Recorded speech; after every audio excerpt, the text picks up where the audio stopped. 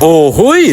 Kanang gipang mingaw ang imong mga katrabaho og presko na mga isda. Kay lagi gipang hidlaw kuno sila sa mga isda. Kana kunong sila gajud mismo ang namana. Kay lahi ra man gajud kuno ang lasa sa presko na isda kaysa sa kanang mga isda na gipang butangan na og ice tapos sa tianggi gibaligja. O di ba mas sureball ang kalami kung ikaw mismo ang nanguha sa dagat or namana. Mao nang nagkasinabot mi sa ahong mga katrabaho na mamana. Tara, mag-ibanta. Ibanimin ninyo sa among mga trippings na dili basta-basta.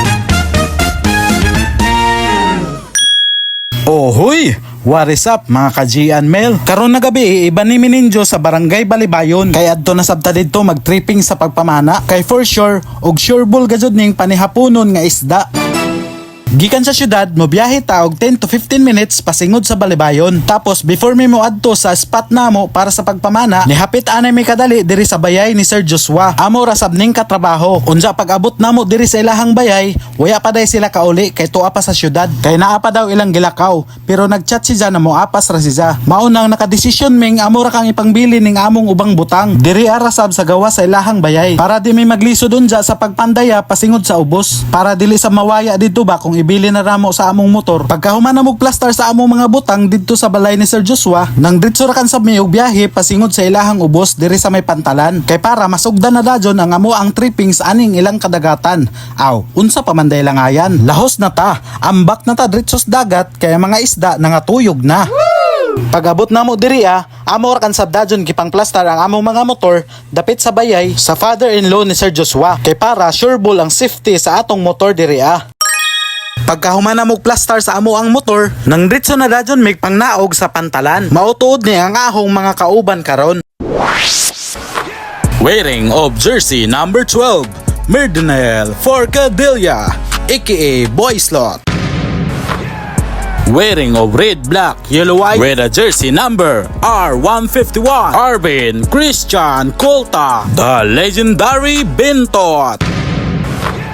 Last but not the least, wearing of jersey number 00, the unbeatable Phenom, Merlo Forcadilla.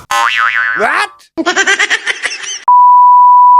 Og mauto ang ahong mga gwapo na mga kauban. Pag-abot na mo diri sa tumoy sa pantalan, nag-ilis tapos nag-prepare na dajon mi sa amo ang mga kagamitan kay para amo nang masugdan. Diha tuod sa inyong nakita nga dagat, mana diha ang among pamanaan. Diha rami na spot maglibot-libot kay basin di ay magrasyahan. Pasensya na tuod mo na dili mo naho madaya sa ilayom sa among underwater adventure. Kay unsaon ta man ni waya pa man tay underwater camera. Base ipuhon kung kaluyan, makapalit ta ana na kamera tapos ahon nang maipakita sa inyo kung unsa kagana ang ilayom sa dagat labi na sa among pagpamana.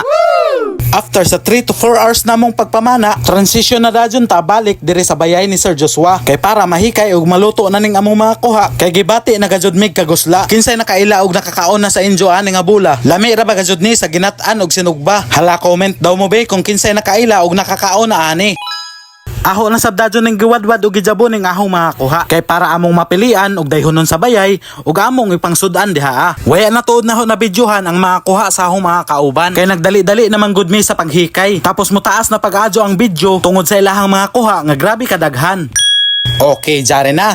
Luto na gajud ang atong tirada. Mauni na mga luto ang grabe ka simple pero sa lasa ug kalami dili gajud magpapilde. Tara kamo guys, let's eat. Yummy! Og diri ra kan sabtama ni nga video guys. Adyaw mo kalimot sa pag-like, share og comment sa video ha. Love lots mga ka-Gian Mel. Salamat sa inyong pagpanlantaw. Ohoy!